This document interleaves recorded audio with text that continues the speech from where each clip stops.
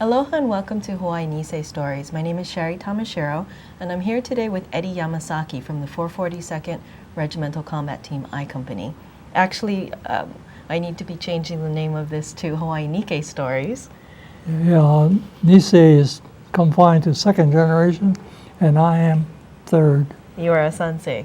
You know, I will. Nikkei might be More preferable. appropriate. Yes, sir. Now, we had talked earlier about your duties as assistant to Chaplain Yamada. Mm-hmm. Now, there were 3 chaplains that were assigned to the 442nd, Right, or the 100th 442nd. 100 Chaplain Yost, and 2nd Battalion Chaplain Higuchi. Right, and third, my 3rd Battalion was Yamada. Now, it's really interesting is that you had these combat chaplains, or these chaplains, and you're telling me that the categories assigned was Jewish, Protestant, Catholic.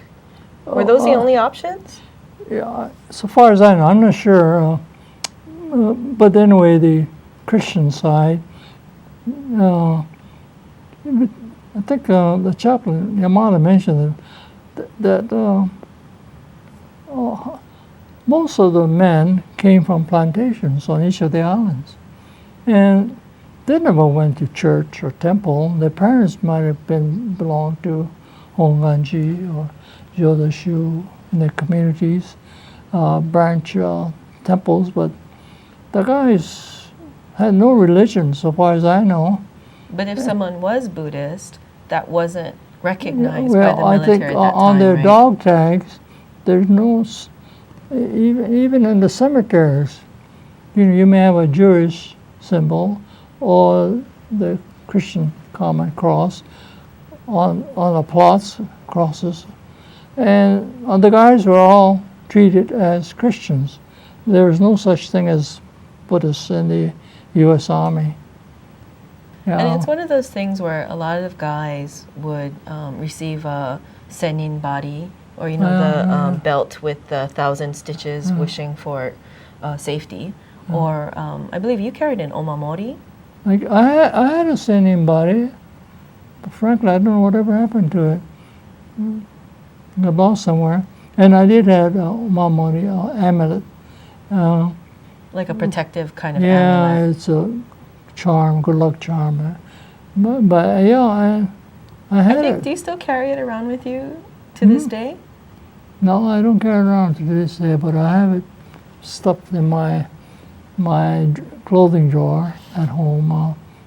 Kind of fondly remember it. It's kind of beat up, but yeah. But I think the military didn't really approve of those kinds of things. No, they're silent. I don't recall ever hearing anybody saying anything about officers, saying anything about those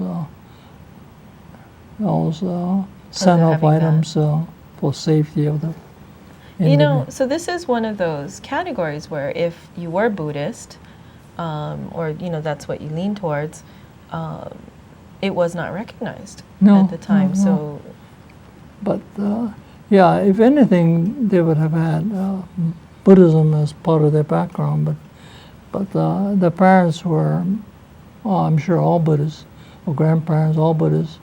My grandma, on my mother's side, she was a regular, devoted follower of Jodashu, Jodo Mission, and but I was not Buddhist. I began going to church at the Crossroads, and I was a baptized Christian, and maybe that made it easy for me to be assistant. How old were you when you got baptized? I was 16, Oh, okay. 15, 16. I belonged to a youth group at the church, and we used to have a lot of fun Sunday evenings. Now, Chaplain, actually was Captain Masao Yamada. Right. He was born on Kauai. Yeah.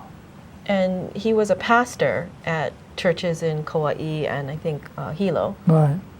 and then he volunteered Oh, to yeah, be a chaplain in the Army. So he was older then.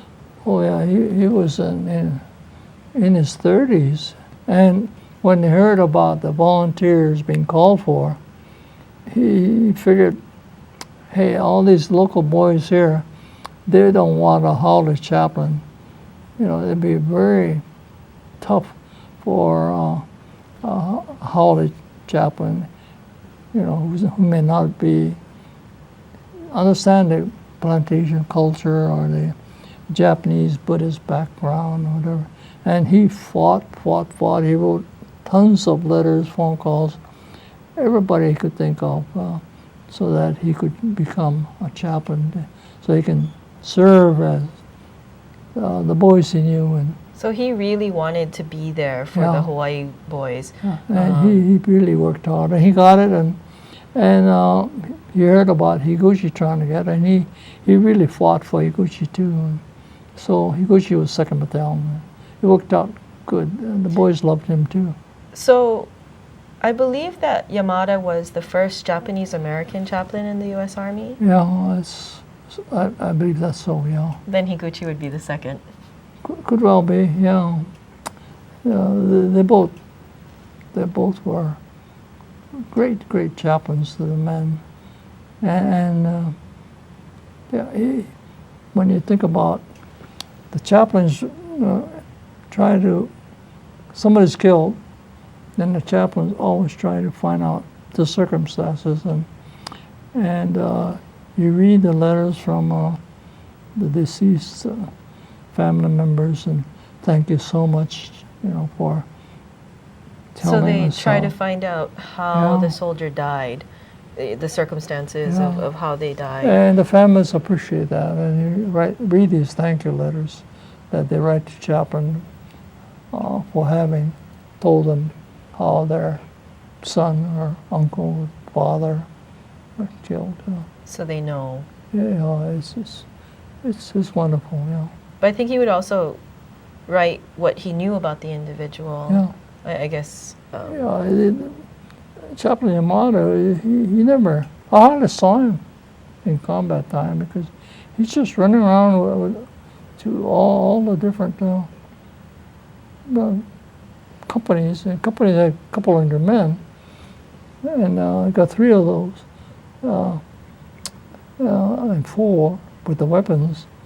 And he ran around, and I remember whenever we were pulled back, example, after the Lost Battalion battle, a whole bunch of them were in the hospitals. And we were pull off the lines, and so the next job was to visit these guys. And when you mention like the rescue of the Lost Battalion, or that whole sequence of time, that's over 900 people, men who were injured. Yeah, some 800 casualties, as you say, yeah. And so the hospitals were filled up with guys, and we used to visit them. Oh, they were so happy to see the chaplain, talk star. Many of whom, you know, he had actually had in his congregation back home, and so he knew them well. And it was December, and Christmas packages were coming in, and chaplain was the guy bringing all the He would Christmas deliver gifts. all of the Christmas packages? So you can imagine how happy that occasion was, and the guy gets something from home, Christmas time. We pulled off the lines early December after the Lost Battalion. So by mid-December, it was all POW. So among the duties that he had, besides writing these personal letters and visiting them and delivering these Christmas packages, he would also conduct worship and prayer services or memorial services. Yeah, we went around after we pulled back. There's so many. They're scattered all over the place, the men. So we used to go around and gather 15, 20, 50 men and have a memorial service. And the guys would take off their helmets, sit on it, and that's your congregation right there. So your helmet became your seat. Yeah, that's everybody. It's natural. Sit on it, and chaplain's up there and giving his sermon prayers. Can't imagine that helmet was very comfortable to sit on. No, it's no bother, no problem, as I recall. Oh, it was okay? Oh, you just sit on it, and then you turn over the helmet, it becomes your water basin for your bath. So you take a bath, water in it, that's all you got. You got to take a bath with that. Some guys cooked with their helmets too, right? Huh? Some guys would cook in their helmet? Yeah, you pick up the vegetables and farms, or maybe a chicken or something. I heard chicken heka was very popular dish to try and recreate. Not very happy on the part of the farmers who lost their chickens, but yeah, some of the guys are used to getting the feathers off and preparing the chicken. I heard they liberated chickens and cabbages from farms. Yeah, all kinds of poor farmers. Well, of course, they had run off, and the field was there, and the cabbage was there. I heard because there was no shoyu or soy sauce, guys would take bouillon, the chicken bouillon cube, and add a little bit of water to it to make a kind of paste that could replace the shoyu. The bouillon was part of our rations, and so that's right, no shoyu. No. Yeah, I guess everyone is just craving food from home, yeah. And the cooks in Italy and France, they have rice, of course, and they would somehow barter off whatever canned goods or other food stuff with the farmers and get rice. And it's amazing, the cooks in combat or otherwise, or even lost battalion battle, how the cooks try to bring hot food to the guys in the front. One of my company cook, he was wounded, so bringing food, hot food up to the front line.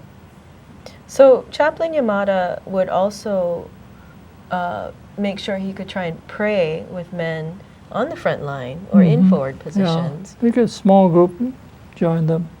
So he actually was wounded several times or a couple of times? He was wounded twice. One is sure. The big one was when he went across the Arno near Florence. That was a holding line after the first bush. He got on the Jeep. I wasn't around, I don't know why, but he got another driver.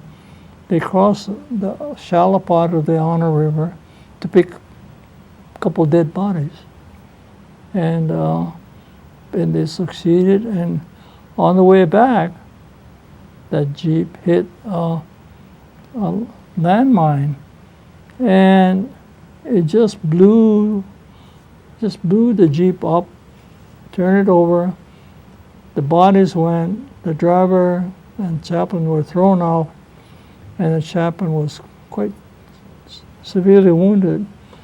And he had shrapnel wounds all over his body, but nothing fatal about it all. And so he was back, and if you ever look at his torso, it's full of scars from that mine accident. He actually got up after being thrown out and went to the nearby farmhouse to get help. But I felt a lot of pain because maybe if I had been the driver, I don't know why I was not the driver. Still don't know why to this day. But if I had driven, and maybe I would have driven the Jeep in another direction, no accident, right? Yeah. You never know where the mine is, the landmine hidden off the road. But he survived, and as peppy as ever.